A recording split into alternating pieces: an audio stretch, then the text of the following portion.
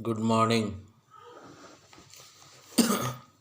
Course 9 के unit 8 में हम लोगों को पढ़ना है कोरिलेशन। आज कोरिलेशन की चर्चा करते हैं। इससे पहले जितनी भी हम लोगों ने चर्चा की थी सभी सिंगल वेरिएबल थे, सभी एक चर के मान थे। एक चर के और उसकी आवृत्ति, बारंबारता, फिर संचयी बारंबारता, उसके आधार पर उसकी गणना की जाती थी।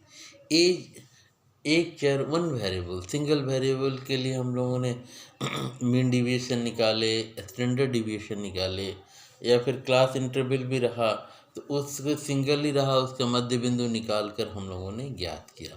लेकिन आज हम लोग चर्चा करेंगे सहसंबंध की। सहसंबंध क्या है? सहसंबंध क्या है? तो जब दो चर राशियां एक दूसरे से इस प्रकार संबंधित हों कि एक राशि के बढ़ने से दूसरी राशि भी बढ़े अथवा घटे। क्लियर? जब दो चर राशियां एक दूसरे से इस प्रकार संबंधित हों कि एक राशि के बढ़ने से दूसरी राशि भी बढ़े अथवा घटे, तथा इसके विपरीत एक राशि के घटने से दूसरी राशि भी घटे अथवा बढ़े, तब ऐसी स्थिति में हम कह सकते हैं कि इन दो राशियों के बीच मध्य सहसंबंध है। क्लियर? सहसंबंध कोरिलेशन जब दो चर राशियां एक दूसरे से इस प्रकार संबंधित हों कि एक राशि के बढ़ने या से दूसरी राशि भी बढ़े अथवा घटे, एक राशि से दूसरी राशि प्रभावित हो, अथवा ऐसी स्थिति में हम तथा इसके विपरीत एक राशि की घटने से दूसरी राशि भी घटे अथवा बढ़े, ऐसी स्थिति में हम कह सकते हैं कि इन राशियों के बीच में सहसंबंध है। अर्थात एक राशि से दूसरी राशि सीधे सीधे प्रभावित होती है, उसे सहसंबंध कहते हैं, है ना। Correlation between two variables may or may not be interrelated. For example, sale of mobile sets with respect to the daily temperature. This is an unrelated correlation. It should be noted that correlation only measures the extent of relationship. Only measures the extent of relationship between two variables and it does not seek to explain the cause and effect relationship. It measures the covariation, not the causation. It measures the covariation, not the causation. It should be noted that correlation only measures the extent of relationship between two variables and it does not seek to explain the cause and effect relationship. It measures the covariation, not the causation. अब इसके उदाहरण की चर्चा करते हैं। Examples of correlation. Examples of correlation में पहला, relationship between the age of husband and wife. Husband की एज और वाइफ की एज में क्या संबंध है? कहते हैं ना, हस्बैंड की एज वाइफ की एज से थोड़ा बड़ा होता है, क्या कम है? बड़ा है तो कितना बड़ा है, कम है तो कितना कम है। तो ये कोरिलेशन का एक उदाहरण हो सकता है, relationship between the age of husband and wife. दूसरा, relationship between the weight and height of the people. Relationship between the weight and height of the people. Clear है? Third, relationship between circumference and radius of a circle. वृत्त की त्रिज्या और परिधि में क्या संबंध है, इसको भी, ये भी कोरिलेशन का एक उदाहरण होगा। Relationship between circumference and radius of the circle. वृत्त की परिधि और त्रिज्या में जो संबंध है वो भी इसके द्वारा निर्धारित होगा। अगला है relationship between price of the commodity and it's demand. वस्तुओं के मूल्य और उसके मांग में क्या संबंध है? Price of the commodity and it's demand. Commodity वस्तुओं की कीमत और उसकी मांग में क्या संबंध है, ये कोरिलेशन का उदाहरण होगा। इसके बाद relationship between A price of the commodity and it's supply, वस्तु की कीमत क्या है और इसकी पूर्ति क्या है। Relationship between price of the commodity and it's supply. और कहते हैं ना, लॉ ऑफ सप्लाई जानते हैं होंगे सब, higher the price higher the supply, lower the price lower the supply. Relationship between agriculture production and rain, agriculture production and rain में क्या रिलेशन है ना, ये सहसंबंध हुआ। सहसंबंध की परिभाषा अलग अलग दी गई। एक सिम्पसन एंड काल्फा ने दिया, correlation analysis deals with the association between two और मोर variables. Correlation is an analysis of covariation between two or more variables. Professor A.M. Tweet के द्वारा। Correlation analysis attempts to determine the degree of relationship between variables, and if two or more quantities vary in sympathy, so that movement in one tends to be accompanied by corresponding movements in the other, then they are said to be correlated। ये correlation की definition है। Correlation की और भी बहुत सारी परिभाषाएं दी गई है। संक्षेप में दो चरों का जो अध्ययन किया जाता है, दो चरों के संबंध के बारे में जो अध्ययन किया जाता है वो कोरिलेशन कहलाता है। अब तक हम लोगों ने एक चर के अध्ययन किया था। और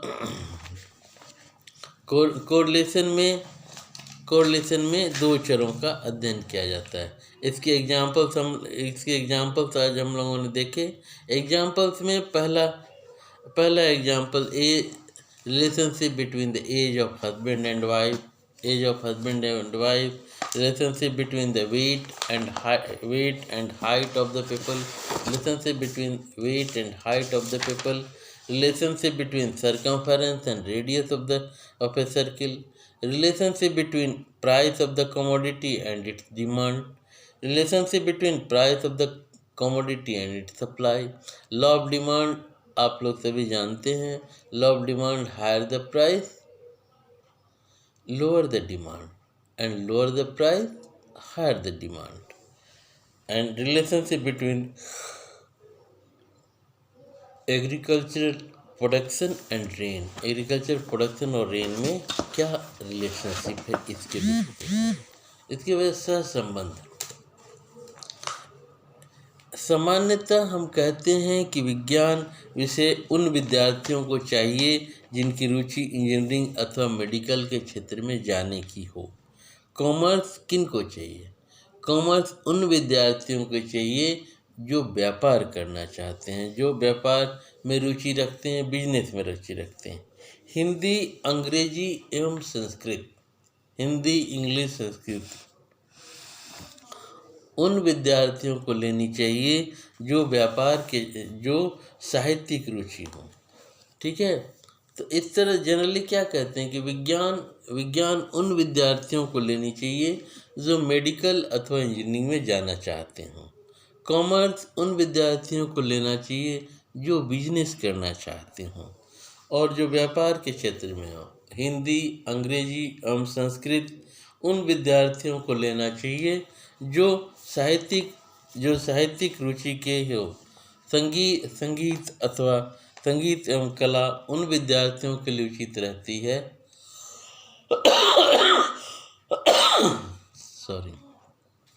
संगीत एवं कला उन विद्यार्थियों के लिए उचित रहती है जो कलात्मक रुचि रखते हैं, अथवा यह कहें कि नाट्य कद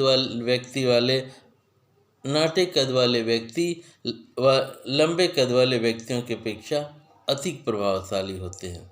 ऊंचे ललाट वाले व्यक्ति समाज में सबसे अधिक प्रतिष्ठा प्राप्त करते हैं। जिसके सिर पर क्या होता है? कम बाल होता है, लेस हेयर होता है, उसको क्या कहते हैं? वो धनवान होते हैं। जिनके सिर पर कम बाल होता वो धनवान होते हैं। और साथ ही हमारे इस प्रकार के कथन अथवा भविष्यवाणी मात्र कुछ ही समय के अवलोकन पर आधारित आधारित नहीं होते, वरना इनकी पुष्टि में पर्याप्त तर्क जुटाए जा सकते हैं। उदाहरण के तौर पर यदि हम मनोविज्ञान के क्षेत्र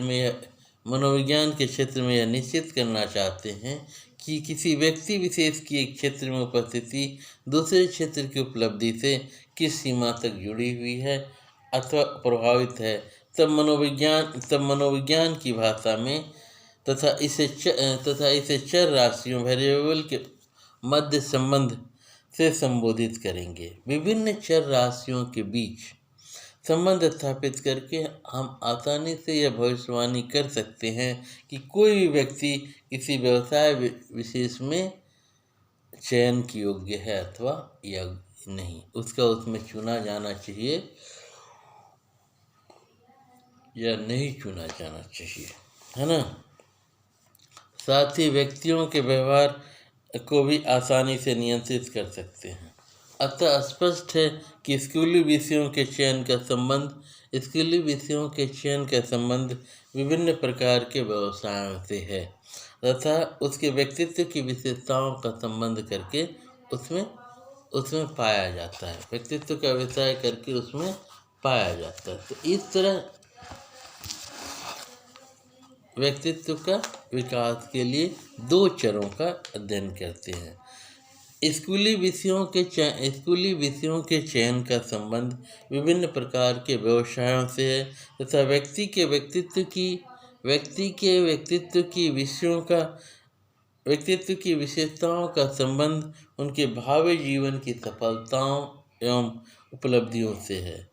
और यह चर राशियों के बीच इस प्रकार के पारस्परिक संबंध को ही सहसंबंध कहा जाता है। सहसंबंध का क्या अर्थ होता है? तो सहसंबंध का अर्थ एवं परिभाषा पर निर्भर करते हैं। सहसंबंध का अर्थ है कि सांख्यिकी के क्षेत्र में जैसे केंद्रीय मान क्या निकाले, माध्य, माध्यिका, बहुलक, विचलन मान हम लोगों ने क्या अध्ययन किया, range, quartile division, mean division, परिसर, चतुर्थक विचलन, ये माध्य विचलन, प्रामाणिक विचलन तथा स्थिति सूचक मान जैसे परसेंटाइल, डिसाइल, ये सभी किसी एक चर राशि का विवरण प्रस्तुत करते हैं। ये सभी किसी न किसी एक ही चर राशि का किसी न किसी एक सिंगल वेरिएबल का विवरण प्रस्तुत करते हैं। जबकि हम प्रायः दो चर राशियों के बीच संबंध जानने में रुचि लेते हैं। क्या कुछ योग्यताएं एक दूसरे से अधिक घनिष्ठ होती हैं तथा कुछ योग्यताएं अपेक्षाकृत स्वतंत्र होती हैं। वैज्ञानिक विषयों की प्रमुख विशेषता पहले ही बताया, जो मेडिकल इंजीनियरिंग पढ़ना चाहते हैं वो विज्ञान लेते हैं, साइंस लेते हैं।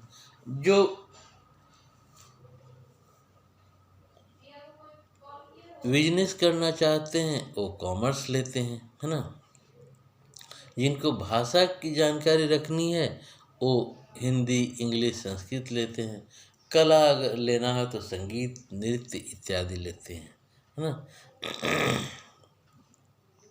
भौतिक विज्ञान फिजिक्स के क्षेत्र में भविष्य कथन की क्षमता अन्य विषयों की तुलना में सबसे अधिक है, जबकि अन्य विषयों में पूर्ण विश्वास की मात्रा अपेक्षाकृत उतनी अधिक नहीं होती। इसका मूल कारण है कि भौतिक विज्ञान के क्षेत्र में कार्य कारण कॉज एंड इफेक्ट के संबंध को सामान्य रूप से सफलतापूर्वक नियंत्रित किया जा सकता है। जबकि मनोविज्ञान एवं शिक्षा के क्षेत्र में कार्य कारण के संबंधों को समझना अपेक्षाकृत अत्यंत कठिन कार्य है, क्योंकि मानव व्यवहार एक जटिल प्रक्रिया है तथा उसको प्रभावित करने वाले कारकों का ठीक ठाक तथा मानव व्यवहार एक जटिल प्रक्रिया है। मानव व्यवहार एक जटिल प्रक्रिया है तथा उसको प्रभावित करने वाले कारकों का ठीक ठाक पता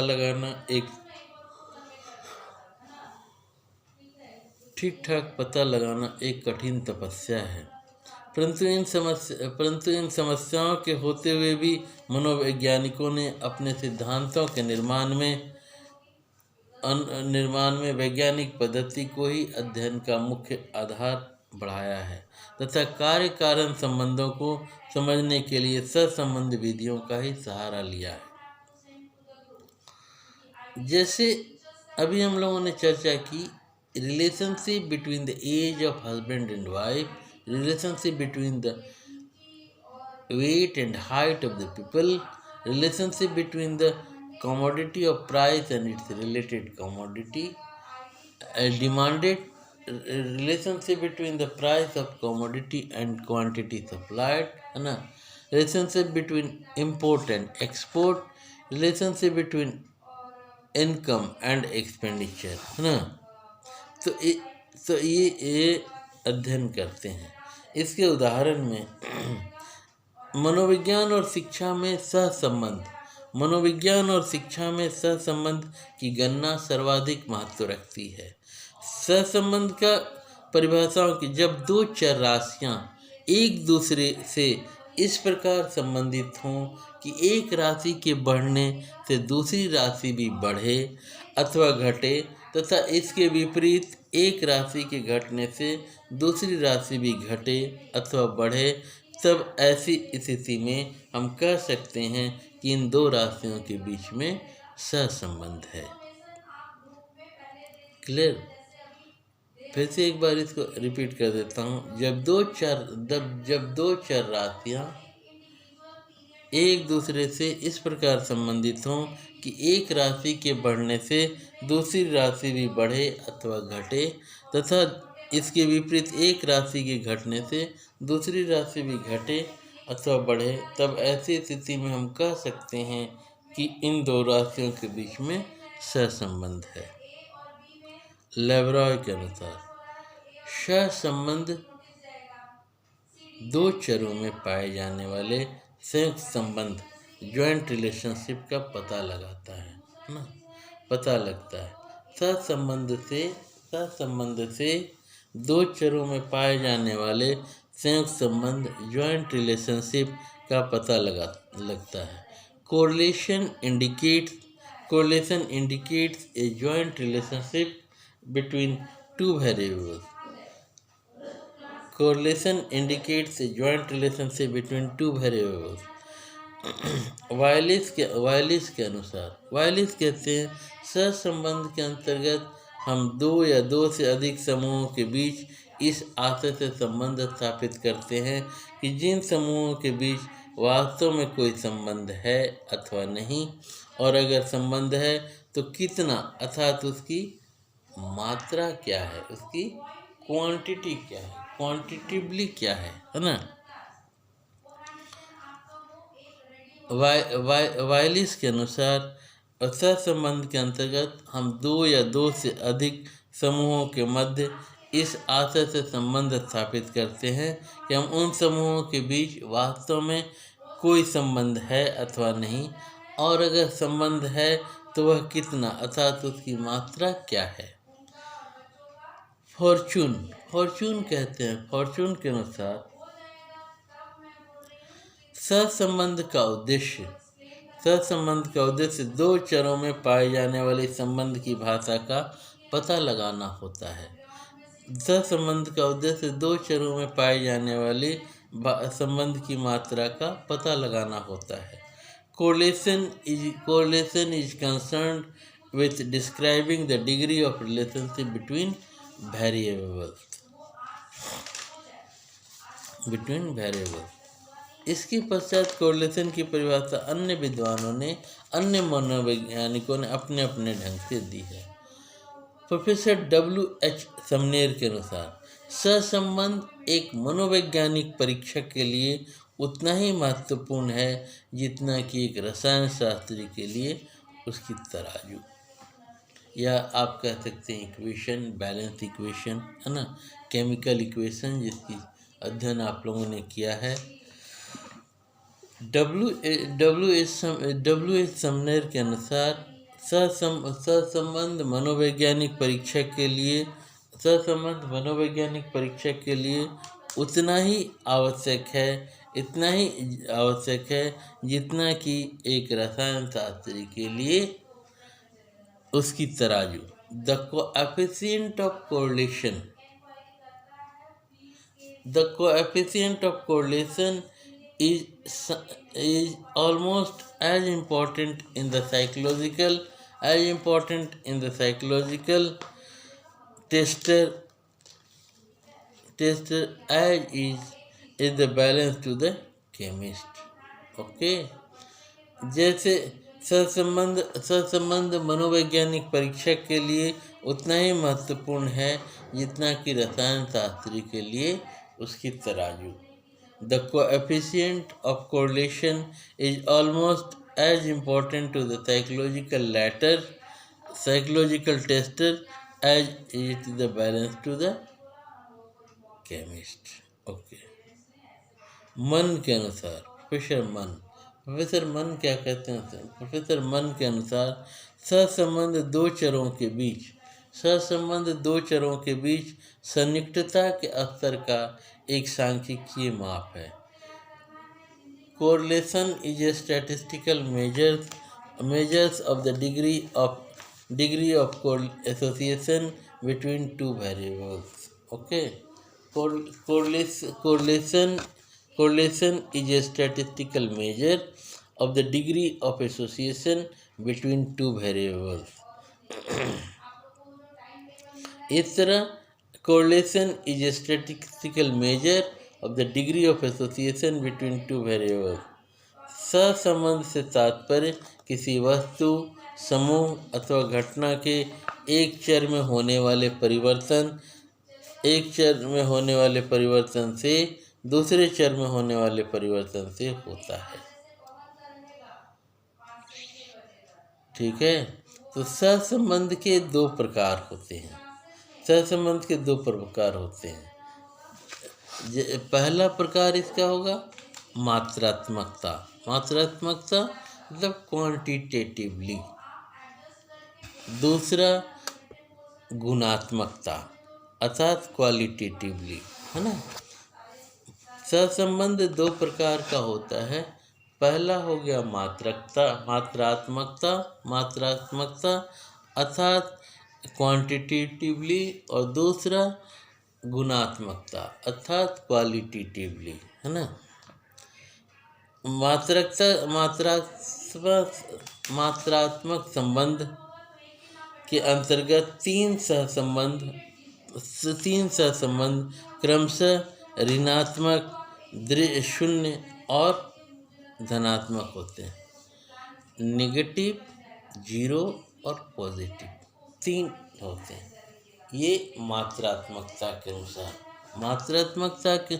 अभी हम लोगों ने चर्चा की सहसंबंध दो प्रकार के होते हैं। पहला मात्रात्मकता और दूसरा गुणात्मकता। मात्रात्मकता क्वांटिटेटिवली और गुणात्मकता क्वालिटेटिवली। मात्रात्मकता सहसंबंध के अंतर्गत तीन सहसंबंध क्रमशः ऋणात्मक, शून्य तथा धनात्मक होते हैं, जबकि गुणात्मक सहसंबंध के अंतर्गत रेखीय और वक्रात्मक, या तो स्ट्रेट लाइन होगा या फिर टेढ़ा मेढ़ा होगा, वक्रात्मकता सहसंबंध पाए जाते हैं। ठीक है, गुणात्मक ये या तो एक सरल रेखा, सीधी रेखा होगा, तथा वक्रात्मकता सहसंबंध आते हैं। तो ये दो तरह के हुए। पहला सहसंबंध के दो प्रकार हो गए, एक मात्रात्मकता सहसंबंध और दूसरा गुणात्मकता सहसंबंध। मात्रात्मकता सहसंबंध के अनुसार ऋणात्मक भी हो गए, नेगेटिव, दूसरा शून्य जीरो, तीसरा धनात्मक, और गुणात्मक सहसंबंध के आधार पर हो गया लीनियर रेखीय, और दूसरा कर्वीलिनियर,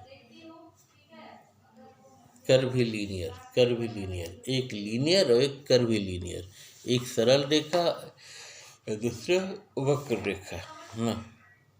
अब मात्रात्मक सहसंबंध की बात करें।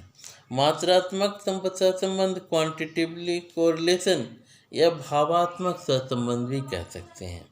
मात्रात्मक सहसंबंध दो चरों को आपसी निर्भरता इंटरडिपेंडेंस, दो चरों की आपसी निर्भरता इंटरडिपेंडेंस की मात्रा को व्यक्त करता है।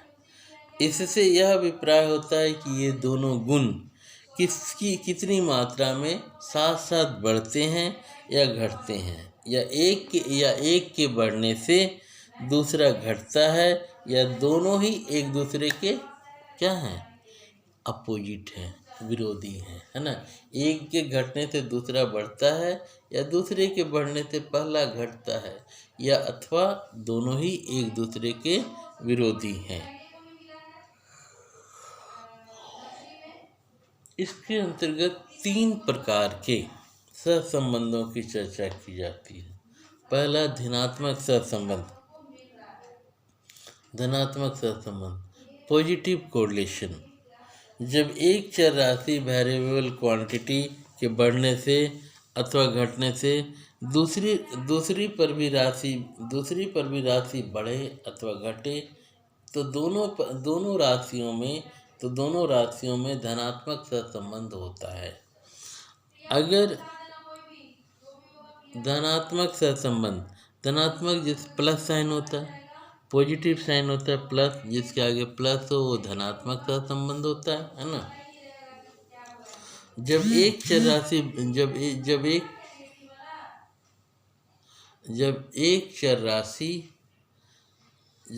राशि वेरिएबल क्वांटिटी के बढ़ने से अथवा घटने से दूसरी चर राशि भी बढ़े अथवा घटे, अथवा दोनों चर राशियों में धनात्मक सहसंबंध होगा। The correlation is said to be positive when an increase or decrease in one variable corresponds to an increase or decrease in the other variable। धनात्मक सहसंबंध में दोनों चरों के बढ़ने या घटने की दिशा एक ही ओर होती है। उदाहरण के लिए किसी गैस के समान दाब पर तापक्रम बढ़ने से उसका आयतन बढ़ना, या तापक्रम के कम होने से आयतन का घटना, तापमान और आयतन के बीच धनात्मक सहसंबंध है। क्लियर है? धनात्मक सहसंबंधों में दोनों चरों के बढ़ने या घटने की दिशा एक ही ओर होती है। जैसे किसी गैस के समान दाब पर तापक्रम बढ़ने से उसका आयतन बढ़ना, या तापक्रम कम होने से आयतन का घटना, तापमान और आयतन के बीच की धनात्मक सहसंबंध है। दूसरा है ऋणात्मक सहसंबंध, नेगेटिव कोरिलेशन। जब एक चर राशि के बढ़ने से दूसरी चर राशि घटे, या एक चर राशि घटने से दूसरी चर राशि बढ़े, तो दोनों राशियों में ऋणात्मक संबंध, नेगेटिव कोरिलेशन होगा। क्लियर? फिर से एक बार चर्चा करते हैं। ऋणात्मक सहसंबंध जब एक चर राशि के बढ़ने से दूसरी चर राशि घटे, या एक चर राशि घटने से दूसरी चर राशि बढ़े, तो दोनों राशियों में ऋणात्मक सहसंबंध होगा। The correlation is said to be negative when increase in one variable corresponds to decrease in an other variable. A decrease in one variable corresponds to increase in an other variable. ऋणात्मक सहसंबंध से में दोनों चरों के बढ़ने या घटने की दिशा एक ही ओर नहीं होती। जैसे मजदूरों की संख्या बढ़ाने से किसी कार्य को समाप्त करने में दिनों की संख्या कम होती जाती है। अतः इन दोनों चरों के बीच ऋणात्मक सहसंबंध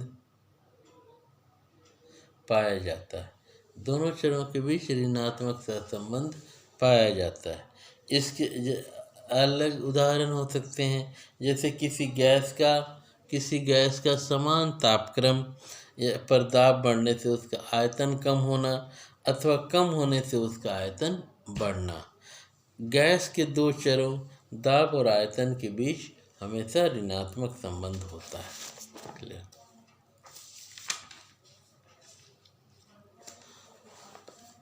अभी तक हम लोगों ने चर्चा की थी मात्रात्मक सहसंबंध की। मात्रात्मक में हम लोगों ने चर्चा की धनात्मक और गुणात्मक, पॉजिटिव और नेगेटिव। क्वांटिटिवली कोरिलेशन की चर्चा की। क्वांटिटिवली कोरिलेशन में हम लोगों ने चर्चा की पॉजिटिव कोरिलेशन और नेगेटिव कोरिलेशन। अगला हम लोग चर्चा करने जा रहे हैं गुणात्मक सहसंबंध की। गुणात्मक सहसंबंध से तात्पर्य है क्वालिटेटिवली कोरिलेशन। गुणात्मक सहसंबंध दो चरों की आपसी निर्भरता। गुणात्मक सहसंबंध दो चरों की आपसी निर्भरता इंटरडिपेंडेंस के गुण को व्यक्त करते हैं। इसके अंतर्गत दो प्रकार के आते हैं। पहला एक स्ट्रेट लाइन रेखीय संबंध, दूसरा कर्विलिनियर माने आरेखीय या वक्रात्मक सहसंबंध। ये रेखीय सहसंबंध क्या है? लीनियर कोरिलेशन, जब दो चर राशियों के बीच इस प्रकार सहसंबंध पाया जाता है जब दो चर राशियों के बीच इस प्रकार का सहसंबंध पाया जाता है जिसमें निरंतरता पाई जाती है एवं जिसके बीच होने वाले संबंध को एक सरल रेखा द्वारा व्यक्त किया जा सकता है, तो ऐसे संबंध को रेखीय सहसंबंध कहते हैं। ठीक है। रेखीय सहसंबंध लीनियर कोरिलेशन, जब दो चर राशियों के बीच इस प्रकार का सहसंबंध पाया जाता है जिसमें निरंतरता पाई जाती है एवं जिसके बीच होने वाले संबंध को एक सरल रेखा द्वारा दर्शाया जाता है, व्यक्त किया जाता है, तो ऐसे संबंध को रेखीय सहसंबंध कहते हैं। जैसे तापमान और थर्मामीटर की इकाई में रेखीय सहसंबंध, टेम्परेचर और थर्मामीटर की इकाई में रेखीय सहसंबंध, बुद्धि एवं शैक्षिक उपलब्धि में रेखीय सहसंबंध, लीनियर रिलेशन होता है ना। और दूसरा आरेखीय, या ऐसे higher the price higher the supply, जैसे जैसे मूल्य बढ़ती है वैसे वैसे उसकी पूर्ति भी बढ़ती है। समान अनुपात में जो वृद्धि होती है वो ये रेखीय सहसंबंध में लीनियर कोरिलेशन का उदाहरण है। जब दो चर राशियों के बीच इस प्रकार सहसंबंध पाया जाता है जिसमें निरंतरता पाई जाती है एवं जिसके बीच होने वाले संबंध को एक सरल रेखा द्वारा प्रदान किया जाता है, तो ऐसे संबंध को रेखीय सहसंबंध कहते हैं। दूसरा है अरेखीय या फिर वक्रात्मक सहसंबंध। अरेखीय मतलब नॉन लीनियर और कर्विलिनियर कोरिलेशन। नॉन लीनियर और कर्विलिनियर कोरिलेशन। सहसंबंध की ऐसी स्थिति में दोनों चरों में साहचर्यात्मक सहसंबंध एक विशेष सीमा तक धनात्मक रहता है, परंतु आगे चलकर यह ऋणात्मक हो जाता है, जैसे आयु और स्मरण शक्ति, जैसे उम्र और याद करने की शक्ति, है ना। अरेखीय या वक्रात्मक सहसंबंध, नॉन लीनियर और कर्विलीनियर कोरिलेशन। सहसंबंध की ऐसी स्थिति में दोनों चरों में साहचर्यात्मक सहसंबंध एक विशेष सीमा तक धनात्मक हो रहता है, परंतु आगे चलकर ये ऋणात्मक हो जाता है, जैसे आयु या उम्र और स्मरण शक्ति। आयु अथवा उम्र और स्मरण शक्ति के बीच में संबंध। प्रारंभ में शुरू में जैसे जैसे आयु बढ़ती जाती है, स्मरण शक्ति साधारणतः कम होती जाती है।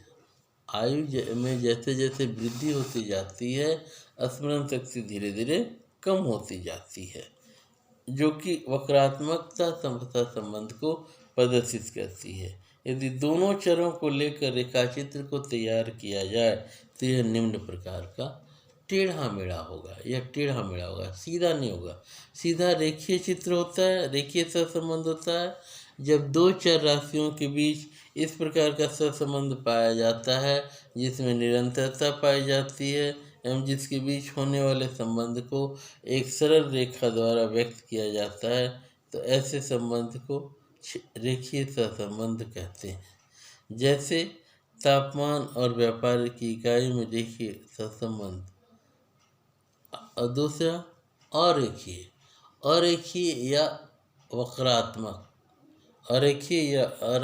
या वक्रात्मक सहसंबंध।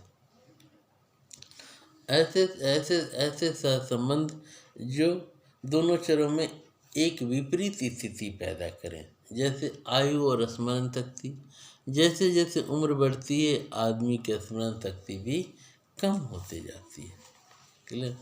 आज हम लोग चर्चा कर रहे हैं कोर्स 9 के यूनिट 8 की, और यूनिट 8 में हम लोगों को पढ़ना है सहसंबंध, कोरिलेशन क्या है, इसकी अर्थ क्या है, एक गुणात्मक सहसंबंध, मात्रात्मक सहसंबंध और रेखीय सहसंबंध, अरेखीय संबंध, धनात्मक सहसंबंध, ऋणात्मक सहसंबंध, इस सब की चर्चा हम लोगों ने की। अगला टॉपिक है हमारा सहसंबंध की उपयोगिता, आवश्यकता और महत्व क्या है ना। Utility, need and importance of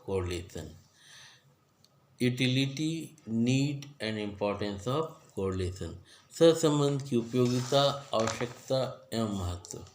वर्तमान समय में मानवीय व्यवहार में कार्य कारण संबंधों को समझने के लिए सहसंबंध प्रविधियों, कोरिलेशन टेक्निक्स का प्रयोग किया जाता है। शिक्षा के क्षेत्र में छात्रों की योग्यता, रुचि, दक्षता, क्षमता वृद्धि तथा प्रवणता आदि के विषय में जानकारी प्राप्त करने का उन्हें उचित परामर्श देकर मार्गदर्शन प्रदान किया जाता है तथा साथ ही साथ विभिन्न विषयों में उसकी विशेष योग्यता की तुलना भी की जाती है, जिससे स्पष्ट किया जा सकता है कि एक विषय में योग्यता का दूसरे विषय की योग्यता से कितना संबंध है, एक विषय की योग्यता का दूसरे व्यक्ति की योग्यता से संबंध कितना है। छात्रों की बुद्धि और उसकी किसी क्षेत्र में प्रगति का संबंध भी जानना होता है। उपरोक्त तथ्यों के लिए और शिक्षा में प्रयोग तथा खोज शोध कार्य के लिए भविष्य कथन हेतु सहसंबंध ज्ञात करना अतः आवश्यक होता है। अतः यहाँ शिक्षा के क्षेत्र में सहसंबंध की उपयोगिता, आवश्यकता एवं महत्व निम्नलिखित कारणों से है। सहसंबंध की एक विषय की जानकारी के आधार पर दूसरे विषय की जानकारी का भी पता लगता है। अगर मान लीजिए कोई फिजिक्स जानता है, कोई भौतिकी अच्छे से जानता है तो फिजिक्स जानता है, तो इसका मतलब वो मैथ भी जानता होगा, वो गणित भी अच्छी ढंग से जानता होगा। अगर साइंस जानता है, अगर फिजिक्स जानता है तो मैथ भी जानता होगा, है ना। अगर केमिस्ट्री जानता है तो फिजिक्स भी जानेगा। इसी प्रकार जो अगर संस्कृत जानता है वो हिंदी भी जानेगा, है ना। एक इकोनॉमिक्स टीचर और इकोनॉमिक्स वाले भी मैथ जानते हैं, है ना। मैथ वाले भले इकोनॉमिक्स नहीं जाने, लेकिन इकोनॉमिक्स वाले मैथ जानते हैं। उसी तरह मैथ वाले फिजिक्स भले ना जाने, लेकिन फिजिक्स वाले मैथमेटिक्स जानते हैं, है ना। तो ये अगला उपयोगिता में पहले इसकी उपयोगिता है योग्यताओं की तुलना में सहायक, useful in comparison of abilities, useful in comparison of abilities. दो विषयों में योग्यता का सहसंबंध ज्ञात होने पर एक विषय की योग्यता से दूसरे विषय की योग्यता का अनुमान लगा लिया जाता है ना। अभी मैंने कहा ना कि मैथ, ये फिजिक्स जानने वाले मैथ भी जानते हैं, फिजिक्स जानने वाले मैथ भी जानते हैं, और फिजिक्स में अगर कोई अच्छा है तो इसका मतलब उसका मैथ भी अच्छा होगा, है ना। योग्यताओं की तुलना में सहायक, दो विषयों में योग्यता का सहसंबंध ज्ञात होने पर एक विषय की योग्यता से दूसरे विषय की योग्यता का अनुमान लगाया जा सकता है। जैसे हमें यह ज्ञात होता है कि गणित और विज्ञान में योग्यता का उच्च धनात्मक सहसंबंध पाया जाता है। गणित और विज्ञान में उच्चतम धनात्मक योग पाया जा सकता है। जैसे यदि हमें यह ज्ञात होता है कि गणित और विज्ञान में योग्यता का उच्च धनात्मक सहसंबंध पाया जाता है, तो किसी छात्र की योग्यता ज्ञात होने पर हम उसकी विज्ञान की भी योग्यता का अनुमान लगा सकते हैं। मतलब एक दूसरे से रिलेटेड होता है। एक अगर किसी छात्र की गणित की अगर योग्यता है, गणित की योग्यता के आधार पर ही हम उसके साइंस के बारे में योग्यता के बारे में अनुमान लगा सकते हैं। ये पहली उपयोगिता हुई योग्यताओं की तुलना में सहायक। दूसरी उपयोगिता है भविष्यवाणी करने में सहायक, भविष्यवाणी करने में सहायक। दूसरी उपयोगिता है भविष्यवाणी करने में सहायक। यूजफुल इन फोरकास्टिंग, है ना। Useful in forecasting, useful in prediction, ऐसा करके सहसंबंध की सहायता से भविष्यवाणी कर सकते हैं। सहसंबंध की सहायता से भविष्यवाणी कर सकते हैं। जैसे कोई विद्यार्थी विज्ञान विषय लेना चाहता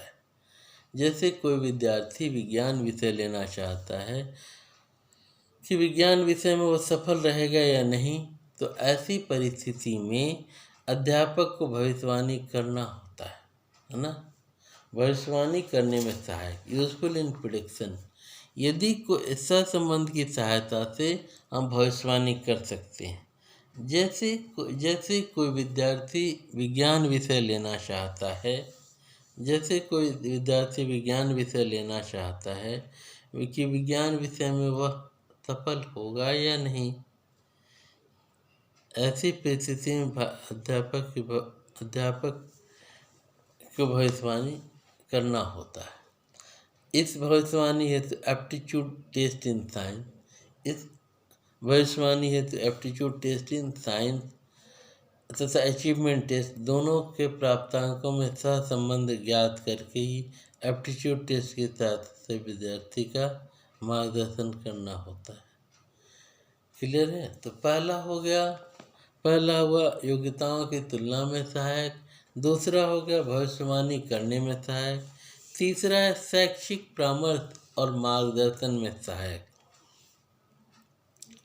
useful in educational counselling and guidance, छात्रों की तीव्र बुद्धि लब्धि का विभिन्न पाठ्य विषयों से सहसंबंध ज्ञात होने पर हम उनको शैक्षिक मार्गदर्शन और परामर्श दे सकते हैं, और उन्हें भविष्य के लिए कौन कौन से विषयों का चयन करना चाहिए। चौथा, कठिनाइयों के विषय में सहायक, useful in difficulties, useful in diagnosis. कठिनाइयों के विषय में सहायक, यूजफुल इन डायग्नोसिस। भूतपूर्व की कठिनाइयों भूतपूर्व की विद्यार्थियों की कठिनाइयों के निदान के लिए यह सहायक सिद्ध हो सकता है, अर्थात कठिनाइयों के निदान में सहायक। इसकी उपयोगिता की चर्चा हम लोग कर रहे हैं, सहसंबंध की उपयोगिता की चर्चा कर रहे हैं। पहली उपयोगिता है योग्यता। इसकी पहली योग्यता है योग्यताओं की तुलना में सहायक, useful in comparison of abilities. दूसरी उपयोगिता है भविष्यवाणी करने में सहायक, माने यूजफुल इन प्रिडिक्शन।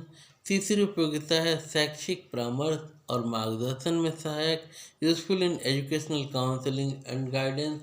और तीसरी उपयोगिता है शैक्षिक परामर्श और मार्गदर्शन में सहायक, useful in educational counselling and guidance.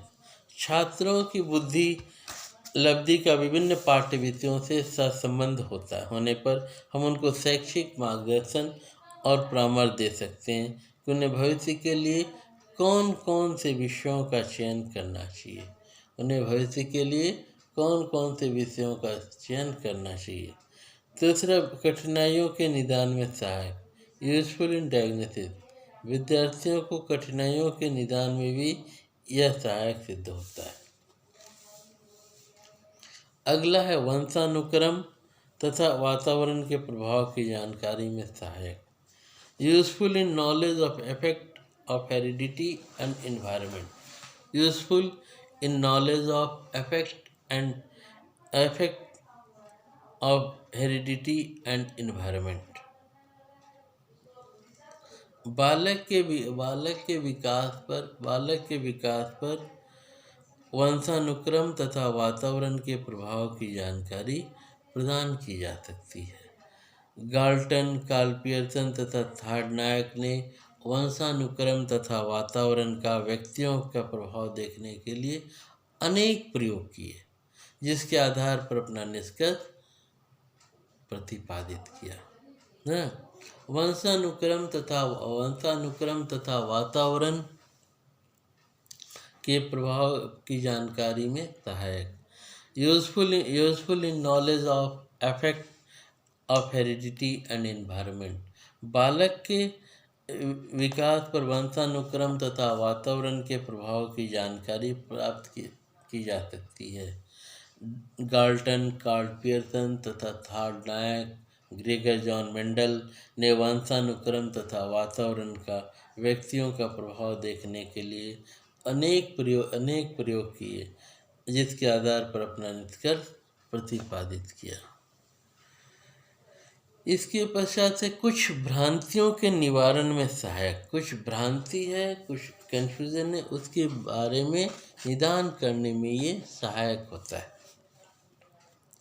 Useful in finding out some illusion. प्राचीन समय में यह धारणा व्याप्त थी कि सिर की आकृति, मुखाकृति तथा शरीर के दूसरे अवयवों में मानसिक योग्यताओं में संबंध होता है ना। कुछ भ्रांतियों के निवारण में सहायक, useful in finding out some illusion. प्राचीन समय में यह धारणा थी कि सिर की आकृति, मुखाकृति तथा शरीर के दूसरे अवयवों में मानसिक योग्यताओं में संबंध होता है। कार्ल पियर्सन ने 5000 बालकों पर प्रयोग करके यह निष्कर्ष निकाला कि सिर की बनावट, मुखाकृति और शारीरिक अवयवों में और व्यक्ति की मानसिक योग्यता में कोई संबंध नहीं है ना। निष्कर्ष निकाला कि सिर की बनावट, मुखाकृति तथा शारीरिक अवयवों और व्यक्ति की मानसिक योग्यता में कोई संबंध नहीं है। अगला है विश्वसनीयता ज्ञात करने में सहायक, useful in determining reliability. Useful in determining reliability, किसी परीक्षण की विश्वसनीयता प्राप्त करने के लिए सहसंबंध ज्ञात करने की आवश्यकता रहती है। किसी परीक्षण में अगर विश्वसनीयता हमें ज्ञात करना है तो उसके लिए हमें सहसंबंध गुणांक कोरिलेशन कोएफिशिएंट ज्ञात करना होगा।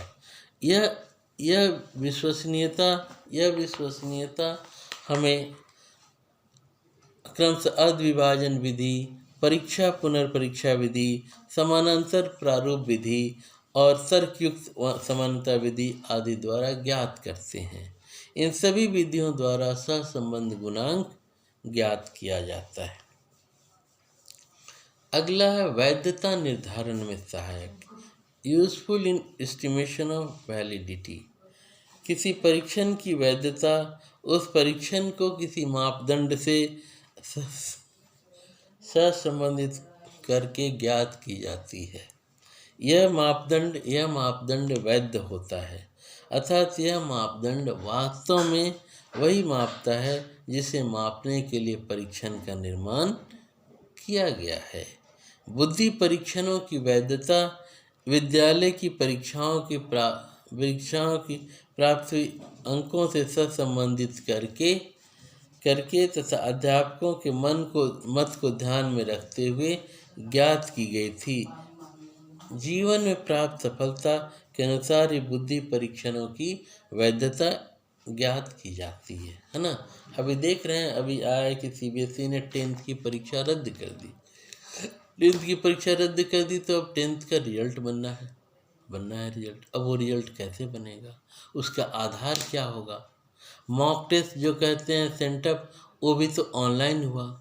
तब उसने एक विकल्प निकाला है, वो विकल्प निकाला है कि क्लास 9 जब था 2019 में, तब वो एग्ज़ाम हमारा ऑफलाइन हुआ, वो ऑफलाइन क्लासेस हुए। उस ऑफलाइन क्लासेस के जो एग्ज़ाम हुए, उस रिजल्ट के आधार पर जो अंक प्रदान किए गए, उसी अंक को आधार मानते हुए बोर्ड में वो अंक प्रदान करेंगे। ठीक है, तो ये सहसंबंध हुआ। 10th के एग्ज़ाम रद्द होंगे तो आधार क्या होगा, तो 9th का जो एनुअल एग्ज़ाम हुआ, क्योंकि 9th का क्लास ऑफलाइन चला था 2019-20 में, तो वो इसी को आधार मानकर रिजल्ट निकाला गया।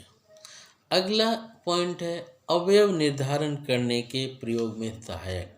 अवयव निर्धारण करने के प्रयोग में सहायक, useful in application of factor analysis.